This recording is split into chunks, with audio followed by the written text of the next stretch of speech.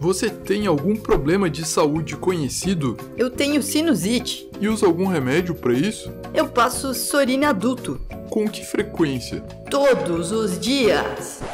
Uou! Tá tudo errado nessa situação tão comum no nosso dia a dia. Muita gente diz isso, mas na verdade ninguém tem sinusite.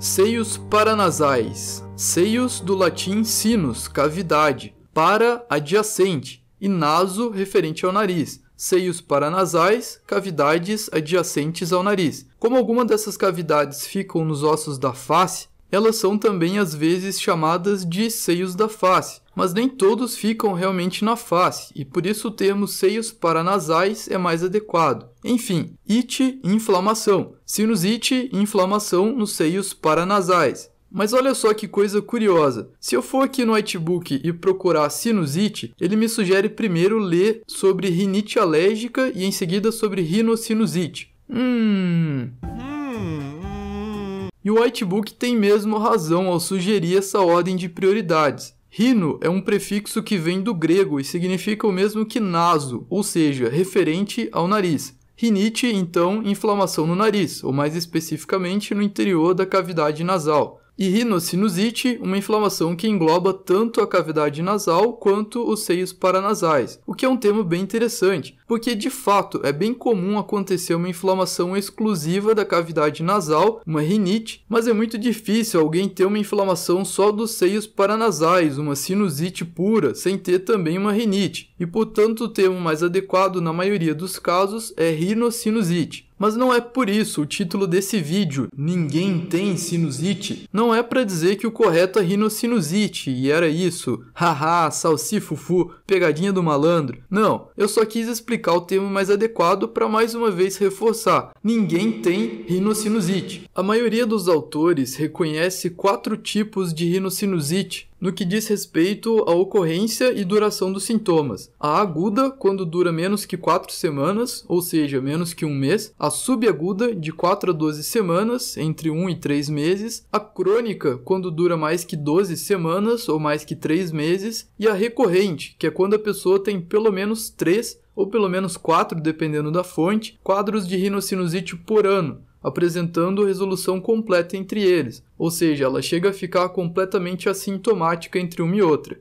Em nenhum desses casos dá para dizer que a pessoa tem sinusite, como uma doença incurável que demande tratamento ad aeternum, como é o que acontece, por exemplo, com a hipertensão arterial sistêmica primária ou diabetes mellitus. Eu não estou aqui dizendo isso só por uma implicância de querer que as pessoas falem tudo do jeito mais tecnicamente correto, não é isso. O problema é o seguinte, muitas dessas pessoas que acham que tem sinusite, na verdade têm alguma outra coisa. Os dois maiores campeões dessa confusão sendo a rinite alérgica e a rinite medicamentosa. A rinite alérgica é um tipo de reação de hipersensibilidade, que daí nesse caso realmente é algo que a pessoa tem, geralmente no contexto de um paciente alérgico ou atópico. Por isso é também tão comum nesse caso a presença de outras doenças de etiologia alérgica, como a asma, bem como a ocorrência de episódios de conjuntivite alérgica e rinocinusite. A pessoa realmente acaba apresentando de tempos em tempos quadros um pouco mais severos de inflamação nos seios paranasais, sinusite, em vigência de alguma infecção, seja ela viral ou bacteriana, porque a rinite alérgica é mesmo um fator de risco para isso. E aí, tanto por causa dos sintomas da própria rinite alérgica, que incluem escorrimento e ou obstrução nasal, quanto pela ocorrência esporádica desses episódios de uma rinocinusite infecciosa, a pessoa acaba entrando no círculo vicioso dos descongestionantes nasais, como o Sorine adulto. Eu não tenho nada contra o Sorine, não me entenda mal. O Sorine adulto é a nafasolina do laboratório Aché, e o próprio laboratório avisa o risco dessa situação na bula, como também acontece com as outras formulações comerciais da nafazolina, como é o caso do Nelsoro e do Sorinan, ou ainda dos outros descongestionantes nasais com o mesmo mecanismo de ação, como o Aturgil, que é a oximetazolina, o Nasofelin e o Rinolon, que são a fenoxazolina. E apesar do nome descongestionantes nasais, esses fármacos são também usados para aliviar o escorrimento nasal, não só a congestão. E eles fazem isso através da vasoconstrição na mucosa nasal, porque eles são agonistas alfa-2 adrenérgicos. E como você deveria saber, mas se não sabia, agora sabe, os receptores alfa-2 adrenérgicos são extremamente suscetíveis ao temível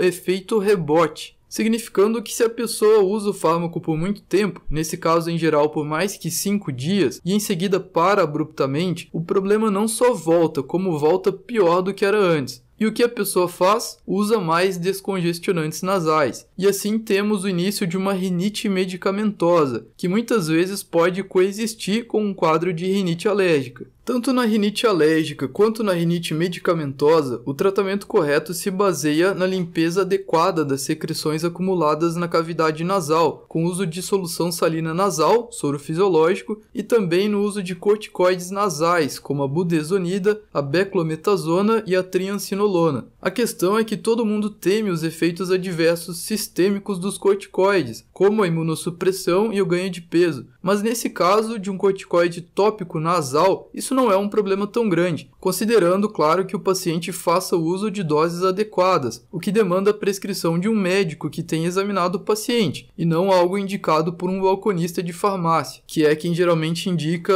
o descongestionante nasal. E existe ainda a opção de usar os chamados corticoides nasais de segunda geração, como a mometasona e a fluticasona, cuja proposta é justamente essa de reduzir os efeitos sistêmicos indesejados, já que elas apresentam menor biodisponibilidade por essa via tópica nasal. Dito tudo isso sobre rinite alérgica e medicamentosa, existe também a rinite infecciosa, que pode acontecer por diferentes agentes etiológicos. A grande maioria acontece por causa do rinovírus, agente causador do famoso resfriado comum, em inglês Common Cold, que muita gente acha que é sinônimo de gripe, outro erro. Gripe, em inglês flu, é a síndrome clínica causada pelo vírus influenza, o que é um bom jeito de lembrar, né? Gripe, flu, influenza, que em geral cursa com sintomas sistêmicos bem mais severos que do resfriado comum, além da presença de rinite. Mas a rinite infecciosa pode também se estender para os seios paranasais e acabar virando uma rinocinusite infecciosa, que também é, na grande maioria dos casos, viral. Em uma minoria dos pacientes, ela pode ser ainda bacteriana ou se tornar bacteriana. E nesse caso, os dois principais agentes são o Streptococcus pneumoniae, respondendo aí por uns 40% das rinossinusites bacterianas, e o Haemophilus influenzae, com 35%. Muitos autores falam em 3 principais bactérias causadoras das rinossinusites bacterianas, citando em terceiro lugar a Moraxella catarrhalis, mas entenda que ela fica bem mais atrás na lista, respondendo por cerca de 4% dos casos. A discussão sobre o diagnóstico diferencial entre rinocinusite viral e bacteriana, bem como o momento de usar antibióticos e o problema do uso indevido de antibióticos, é uma discussão à parte, também muito importante, que vai ser o tema do próximo vídeo do MedPolícia aqui no canal. Mas vamos supor que a pessoa tenha uma rinocinusite que vai se arrastando 4 semanas, 6, 10, 15 semanas e nada de melhorar. Ainda assim, nesse caso é preciso tomar muito cuidado ao dizer que a pessoa tem sinusite, porque a sinusite crônica não é algo em aberto que possa ser deixado para lá. Não, tem que ser investigado e resolvido, idealmente nesse caso por um otorrino. Tem que fazer cultura para ver se não é uma infecção polimicrobiana, considerando que a maioria é nesses casos. Tem que fazer antibiograma para escolher o antibiótico mais adequado, que cubra as cepas de bactéria presentes naquele paciente. Pode ter que fazer um exame de imagem, idealmente ressonância magnética, para ver se não é uma infecção complicada com extensão intracraniana, investigar se não é uma rinocinusite crônica com polipose ou algum outro fator mecânico que demande correção cirúrgica, ver se não é uma rinocinusite fúngica alérgica, Nada disso é uma coisa que a pessoa tem, como se não tivesse como resolver. A pessoa está com e tem que descobrir por quê. Ou então definir se é mesmo uma rinocinusite crônica ou se é, na verdade, um quadro de rinite alérgica ou ainda rinite medicamentosa, como eu tinha comentado. Entenda que esse vídeo não é exatamente uma aula. O objetivo não é apresentar aqui todos os sintomas, critérios diagnósticos e tratamentos. Se você quiser isso, pode olhar lá no whitebook que vai ter tudo. O problema é que uma aula às vezes não deixa claro para a pessoa esse tipo de armadilha da prática. E por mais que ela saiba o assunto, ela acaba simplesmente repetindo o erro e deixando isso para lá. Porque às vezes pode parecer mais fácil deixar a pessoa usando lá o Sorine adulto dela do que se dar o trabalho de investigar e resolver uma situação dessas. Mas se você quer o que é mais fácil, talvez essa não seja a melhor profissão para você. É tudo que eu posso dizer. E os antibióticos? Se inscreva no canal e ative aí o sino das notificações se já não ativou, porque no próximo vídeo do Med Polícia nós vamos falar sobre isso. Muito obrigado por assistir e até a próxima!